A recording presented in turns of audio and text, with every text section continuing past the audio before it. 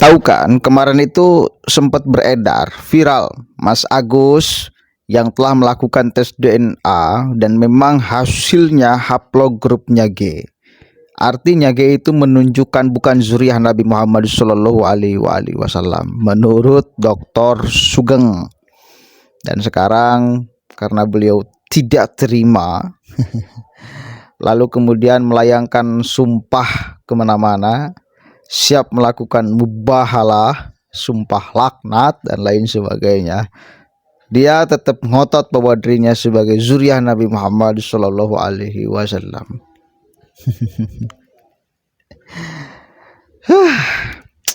Oke lah, coba kita dengarkan dulu sama-sama nih. Jangan juga melihat ada seseorang yang jatuh dalam kesalahan, kemudian kita anggap, wah ini orang sudah jadi penjahat seumur hidup. Ya, nggak bisa. Kedua, apalagi kita generalisir semua keluarganya sama jahat. Oke, baik. Itu kan bahaya. Sebentar. Ya, silakan. Ya.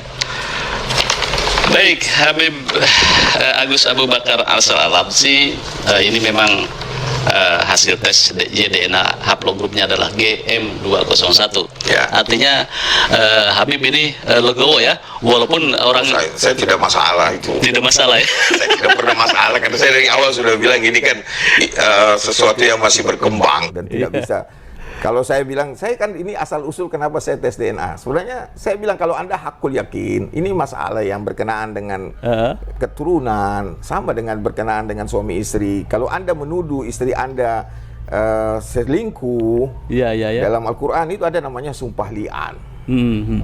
Kalau Anda punya bukti, tapi kan bukti tidak selalu cukup, karena misalnya mengatakan selingkuh itu harus 4 orang saksi. Betul ya. Ya kan, 4 orang saksi itu baru bisa diambil sebagai apalagi bukti. Bukti ya. Kalau misalnya seorang suami lihat istrinya berselingkuh, dia sendiri yang melihatnya, tidak ada orang lain, dia nggak bisa. Iya.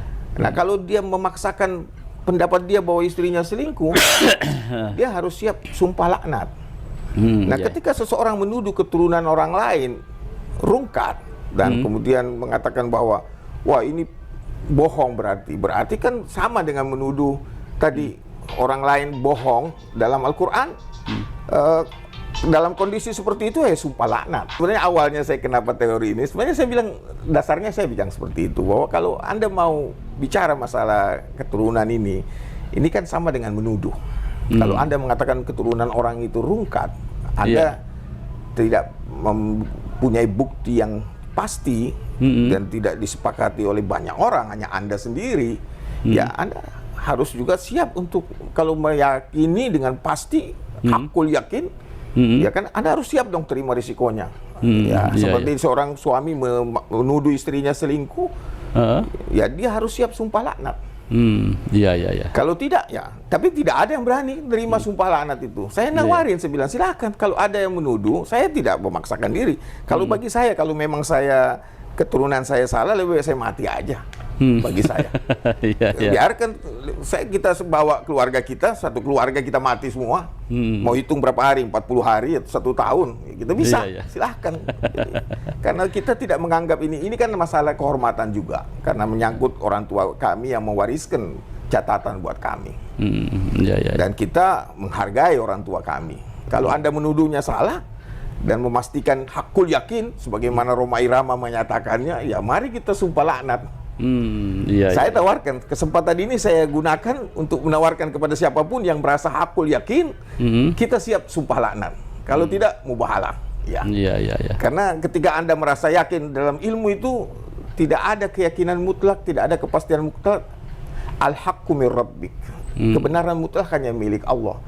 Nah, ketika kita berselisih, mari kita selesaikan, minta kepada Allah yang menyelesaikan di antara kita.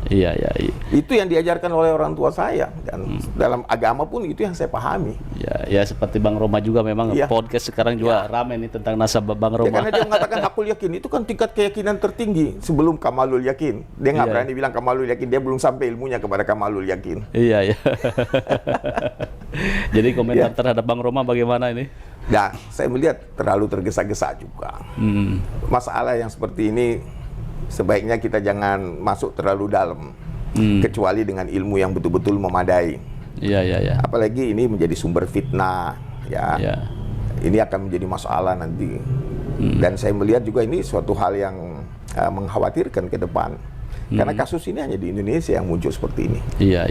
Saya tidak melihat di negara lain. Karena memang Habib juga kebanyakan di Indonesia.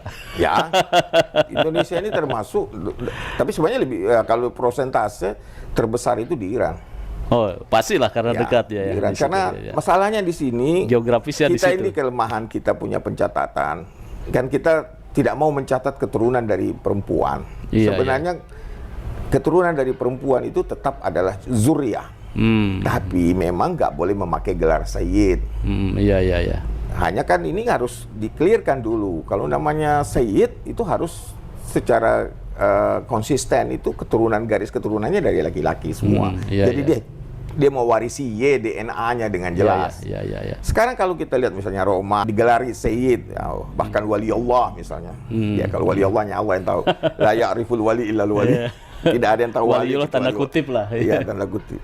Tapi yang jelas yang namanya keturunan itu kalau kita bicara konsisten dengan DNA Y-nya, Y DNA. Kalau lihat silsilah yang disebarkan di media itu kan beliau punya silsilah itu Iya. perempuan banyak, binti. Iya. Jadi DNA-nya tidak konsisten, nggak mungkin. Iya. Oke. Lebih baik mati, saudara. Ini persoalan harga diri. Lebih baik mati katanya daripada mengakui bahwa dirinya bukan zuriyah Nabi Muhammad SAW, meskipun sudah ketahuan haplogrupnya G menurut tes DNA. Dan menurut Dr. Sugeng itu bukan haplogrup zuriyah Nabi Muhammad Sallallahu Alaihi Wasallam. Bagaimana tanggapan kalian? Bagaimana coba? Dari kemarin-kemarin kita puji-puji nih Kang Agus nih ya, Mas Agus ini. Oh, luar biasa, beliau berani legowo apa segala macam. Berani melakukan tes DNA. Ya. Menghormati ilmu yang sedang memang berkembang saat ini, yaitu DNA.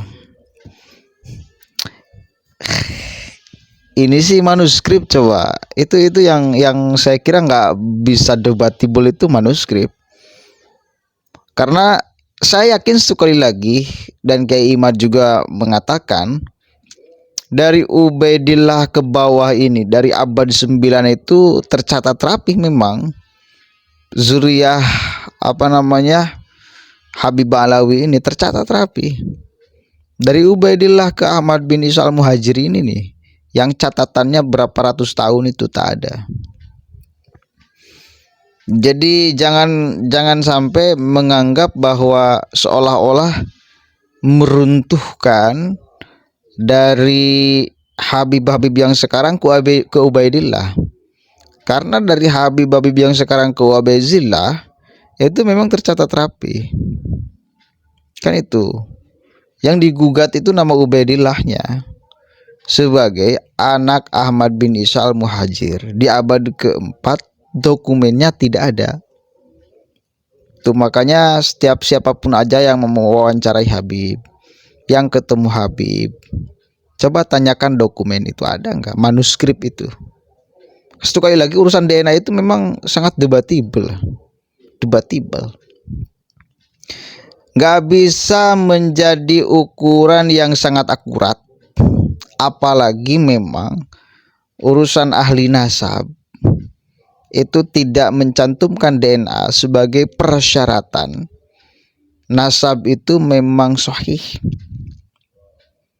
Dan mungkin yang merancang ilmu nasab dulu belum ada ilmu DNA, maka tidak memasukkan unsur DNA. Hanya memasukkan unsur surah wal istiqadah. Wallahu alam.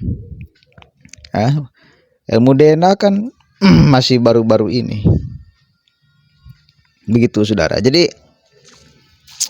yang paling tepat itu memang manuskrip itu tuh.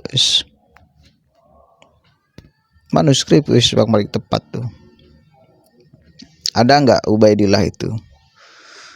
Dia berani mati itu kalau kemudian catatan selama ini yang diberikan oleh orang tuanya salah gitu. Ini urusan harga diri. Ya catatan yang dikasih orang tuanya pasti benar. Dia kakeknya siapa, buyut baunya siapa, apa segala macam, sampai Ubaidillah itu ya benar. Tapi ku Ubaidillah sampai Ahmad bin Ishaq Al-Muhajir, mana kebenaran datanya kan itu.